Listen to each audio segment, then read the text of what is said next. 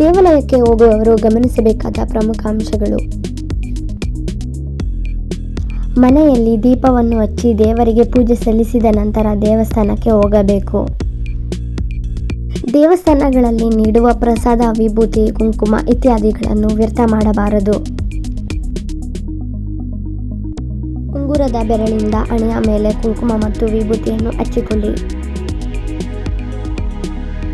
ಮೊದಲನೆಯದಾಗಿ, ದೇವರನ್ನು ಅಲಂಕರಿಸುವಾಗ, ದೇವಾಲಯವನ್ನು ಮುಚ್ಚಿದಾಗ ಮತ್ತು ಪರದೆಯನ್ನು ಮುಚ್ಚಿದಾಗಲೂ ದೇವರನ್ನು ಪೂಜಿಸಬಾರದು.